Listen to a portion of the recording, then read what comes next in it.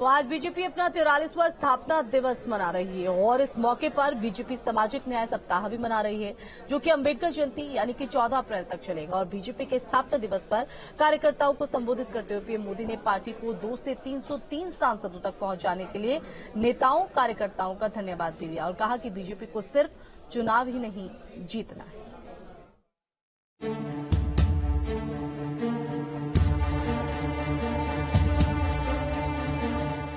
6 अप्रैल को बीजेपी अपना 44वां स्थापना दिवस मना रही है। इस मौके पर बीजेपी के राष्ट्रीय अध्यक्ष जेपी नड्डा ने दिल्ली में पार्टी मुख्यालय पर झंडा फहराया। इसके बाद प्रधानमंत्री नरेंद्र मोदी ने वर्चुअली देश भर में बीजेपी के कार्यकर्ताओं को संबोधित किया और कहा कि बीजेपी सबका साथ, सबका विकास और सबका विश्वास के मंत्र के साथ काम कर रही है। उसके लिए राष्ट्र सर्वोपरि है। भाइयों और बहनों, भाजपा वो पार्टी है जिसके लिए राष्ट्र सदैव सर्वोपरि रहा है। एक भारत श्रेष्ठ भारत जिसकी आस्था का मूल मंत्र रहा है। जब जनसंघ का जन्म हुआ था तो हमारे पास न ज्यादा सियासी अनुभव था, न साधन थे, न संसाधन थे, लेकिन हमारे पास मातृभूमि के प्रति भक्ति, हमारे पास लोकतंत्र की शक्ति थी। पीएम ने कार्यकर्ताओं में उत्साह भरते हुए भगवान हनुमान का उदाहरण देते हुए कहा कि जैसे हनुमान जी ने अपनी शक्तियों का एहसास होते ही उसका इस्तेमाल किया था, वैसे ही भारत ने 2014 के बाद से अपनी शक्तियों को पहचाना और मजबूती से उभरा है।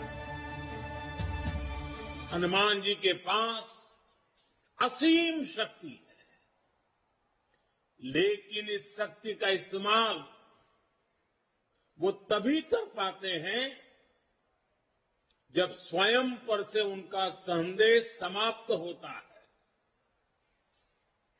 2014 से पहले भारत की भी तो यही स्थिति थी। अथाह सामर्थ्य से भरपूर, लेकिन आज भारत उस बजरंगबली की तरह से, उस बजरंगबली की महाशक्ति की तरह अपने अंदर सुप्त शक्तियों का आभास कर चुका है। पीएम ने कार्यकर्ताओं को सचेत भी किया कि अति विश्वास से खतरा भी हो सकता है, इसलिए कार्यकर्ताओं को सतत कार्य करते रहना होगा। हमें दुनिया की सबसे बड़ी पार्टी होने के बाद भी अति आत्मविश्वास का शिकार नहीं होना है। लोगों ने अभी से कहना शुरू कर दिया है कि 2024 में भाजपा को कोई नहीं हरा सकता।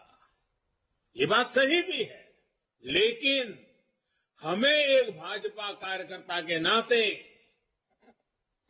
इस देश के हर नागरिक का दिल जीतना है। पार्टी के स्थापना दिवस पर उत्तराखंड की राजधानी देहरादून में सीएम धामी ने पार्टी दफ्तर पर झंडा फहराया और तिल से पहाड़ बनाने वाले बीजेपी कार्यकर्ताओं और नेताओं का आभार जताया और 2 सीट से पूर्ण बहुमत तक के सफर का जिक्र भी किया। चाहे कोई हो, अटक से लेकर कटक तक, कश्मीर से लेकर कन्याकुमारी तक, जिस प्रकार से भारतीय जनता पार्टी का कमल हर जगह खिल रहा है, तो निश्चित रूप से इस सब को देखकर जो उस समय हमारे ऊपर व्यंग किया करते थे, इसको देखकर उनके सिर अपने आप शर्म से ही निश्चित रूप से झुक जाते हैं।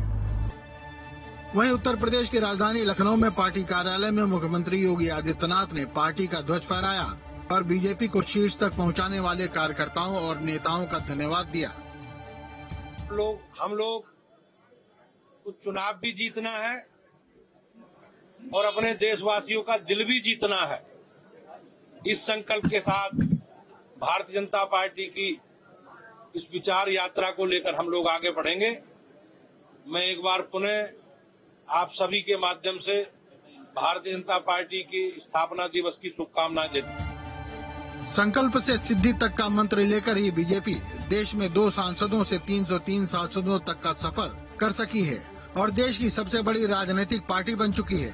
पार्टी का पूरा प्रयास है कि 2024 के रण में पार्टी पूर्ण बहुमत को हासिल कर रिकॉर्ड बनाए और अपनी बाकी योजनाओं को धरातल पर उतार सके। Team news state.